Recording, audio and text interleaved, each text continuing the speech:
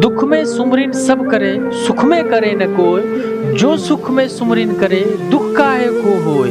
यानी खुशी के पल में, दुख के पल में तो हर कोई ईश्वर को याद करता है, रोता है, ध्यान लगाता है। अगर सुख के पल में अगर कोई ईश्वर को याद करने लगा तो सुख में जो व्यक्ति ईश्वर को याद करेगा उसके जीवन में दुख आएगा ही नहीं। यही कबीर कहना चाहते हैं, कबीर का दोहा आज मैं आपको पढ़ाने जा रहा हूँ। कबीर के पद जिसके लेखक है कबीर दास, चैप्टर नंबर आपका 11 पे हम पहुंच चुके हैं आज। तो दोहा है कबीर के पद, लेखक कबीर दास है। इसमें कबीर, आप पढ़ोगे कभी कबीर को, कबीर ने क्या बात कही है, बहुत अच्छी बात कही है। कहा कि, है ना, कहा कि स्वामी इतना दीजिए मैं भूखा न रहूं, मतलब स्वामी इतना दीजिए जामे कुटुंब समाए, मैं भूखा ना रहूं कुटुंब भूखा ना जाए। यानी इतना धन दो कि मैं खाऊं और मेरे घर कोई द्वार पे कोई आ जाए तो भूखा ना जाए। लेकिन आज ईश्वर से हाय धन मांग रहे हैं। तो चलिए हम आपको कबीर के पद पढ़ के सुनाते हैं, उसका पूरा का पूरा हम आपका क्वेश्चन आंसर क्लियर करते हैं।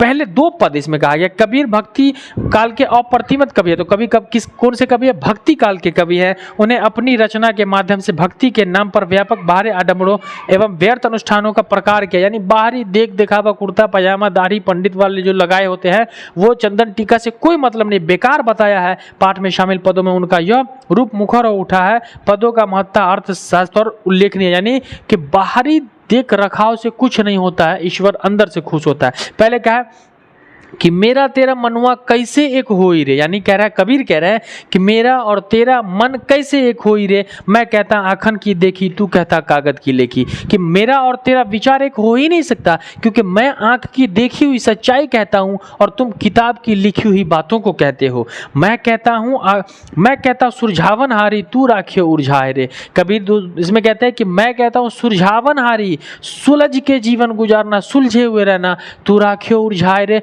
तुम उलझ जाते हो, कहीं किसी से फंस जाते हो। मैं कहता हूँ जागत रहियो, तू रहता है सोए रे। यानी कि मैं कहता हूँ जागने को, अवेयर रहने के लिए, मैं चौकन्ना रहने के लिए, तुम सो जाते हो। सोने का तात्पर्य नींद से नहीं है कि मतलब कि निश्चिंत हो जाते हो। मैं कहता निर्मोही रहिए, तू जाता है मोह रे। मैं कहता हूं कि निर्मोही रहना, किसी की बातों में ना आना। लोग यूं ही आपकी तारीफ करके आपको फंसाते हैं, लेकिन आप मोह जाते हो, उसकी बातों में आ जाते हो, मीठी मीठी बातों में।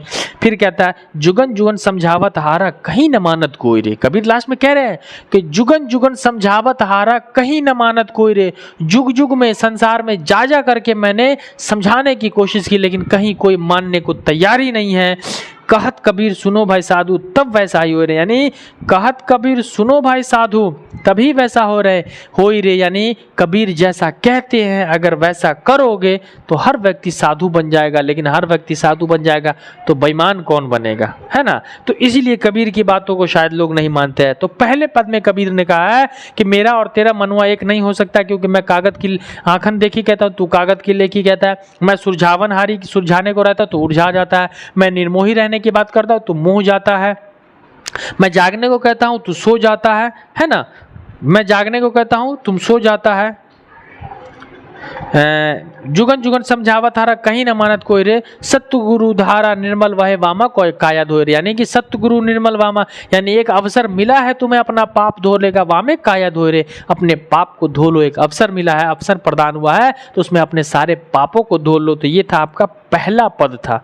इसमें कबीर कह रहा है कि जुगत जुगत समझावत हारा, कहीं न मानत करो, कोई मानने को तैयारी नहीं है, मैं समझा के थक चुका हूं। तो ये पहला पद समाप्त हो गया। अब दूसरा पद में कबीर क्या कह रहे हैं? दूसरे पद में भी कबीर ने बहुत अच्छी बात कही। देखिए दूसरे पद में क्या कह रहे हैं कि मोको कहाँ, इसमें मतलब इसमें कह रहा है कि ईश्वर की बात कही रही है कि मोको कहाँ ढूंढे मंदे, मैं तो तेरे पास। मोको का अर्थ मुझको यानी ईश्वर की बात इसमें कहा जा रही है। ईश्वर कह रहा है कि मोको कहाँ ढूंढे बंदे, मैं तो तेरे पास हूँ। ईश्वर को कहाँ ढूंढे? ईश्वर तो इधर बसता है, मंदिर मस्जिद, ना मंदिर मस्जिद में, ना काबे कैलाश में, है ना। वही कह रहा है कि मोको कहाँ ढूंढे बंदे, मैं तो तेरे पास में। ना मैं देवल, ना मैं मस्जिद, ना काबे कैलाश में। ना मैं देवल में, ना मंदिर में हूँ, ना मैं मस्जिद में हूँ, ना काबे में हूँ और ना कैलाश में हूँ। ईश्वर हकीकत मायने में कहीं नहीं है। लोग मस्जिद चला जाए, मंदिर चला जाए, देवल चला जाए, कैलाश चला जाए, कोई भी स्थल चला जाए, ईश्वर वहां है ही नहीं। ना तो कोनो क्रियाक्रम में, ना ही जोग बैराग में।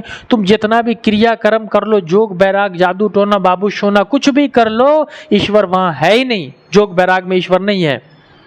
खोजी हो तो तुरंत मिली है पल भर की तलाश में। अगर तुम खोजना चाहो तो ईश्वर तुरंत मिल जाता है। एक्चुअल में हम ईश्वर को तो ढूंढते ही नहीं है, हम तो ईश्वर के लिए प्रार्थना करते ही नहीं है। प्रार्थना तो हम अपने मतलब के लिए करते हैं। जब हमें दुख होता है हाथ उठा देते हैं भिखारी की तरह, जब हमें कोई समस्या होती है ईश्वर से मांगते हैं ईश्वर हमें ये दे। भिखारी हो गए हम लोग, जरूरत पड़ने पर मांगते हैं। हम अगर ईश्वर की याचना या साधना करते हैं तो अपने मतलब के लिए, ईश्वर के लिए नहीं करते हैं। वही कह रहा है कि खोजी हो तो तुरंत मिली है पल भर की तलाश में, कहे कभी पल भर की तलाश में, कहे कबीर सुनो भाई साधु तभी सब सांसों की सांस में।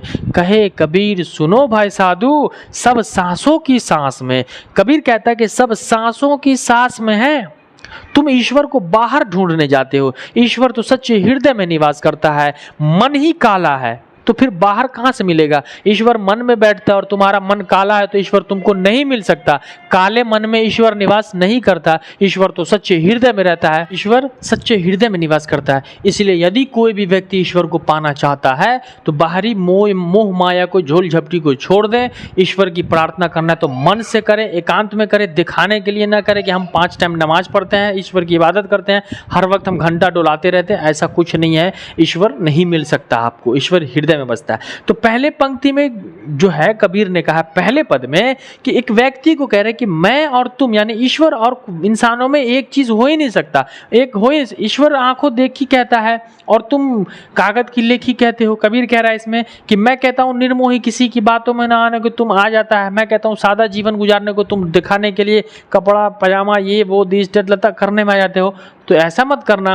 और फिर दूसरे में कह रहा है ईश्वर के बारे में कि ईश्वर मंदिर मस्जिद, चाहे कितनी भी कीमती मस्जिद बना लो या कितने भी कीमती मंदिर बना लो, उसमें ईश्वर नहीं रहता। ईश्वर तो सच्चे हृदय में रहता है। ईश्वर मानवता को प्रेम करता है। जिस व्यक्ति के अंदर इंसानियत होती है ना, ईश्वर उसे ही प्रेम करता है। पैसे धन दौलत ईश्वर को नहीं चाहिए, ईश्वर ही ने तो तुम्हें दिया है। तुम ईश्वर को चढ़ावा चढ़ाओ, प्रसाद चढ़ाओ, चादर चढ़ाओ, गमछा चढ़ाओ, ईश्वर को उन सब की जरूरत नहीं है। अगर तुम सच मायने में ईश्वर को चाहते हो तो कोई गरीब को खाना खिला दो, ईश्वर इससे खुश होता है। इसलिए ईश्वर को अपने चारों साइड ढूंढो, अपने पड़ोस में ढूंढो, अपने पास में ढूंढो, अपने मन को साफ रखो। ईर्ष्या ना होना चाहिए, तभी ईश्वर मिलेगा। तो इसमें कबीर ने दोनों पद में स्पष्ट बता दिया है कि तेरा मेरा मनुआ कैसे करे। इसमें कुछ शब्द अर्थ है, जैसे मनुआ का मन, आखिन का आँख, कागज कागज, निर्मोही अनुराग वाला, वामे उसमें मोको का अर्थ मुझको, और कह रहा है देवल का मंदिर और बैराग का विरक्ति। तो ये शब्द अर्थ आप याद कर लोगे और ये चैप्टर आपका जो है कबीर का जो है वो ये पूरा का पूरा कबीर का पद जो था आपका क्लियर हो चुका है। इसमें भी अगर आपको कोई प्रॉब्लम है दोनों पद में से किसी में, 2 पद में, तो आप कमेंट सेक्शन में पूछ सकते हैं। तो दीजिए अपने हस्सान सर को इजाज़त। मिलते हैं हम अगले क्लास में इसी मस्ती और इसी उत्साह के साथ। जब तक के लिए जय हिंद, खुदा हाफिज़।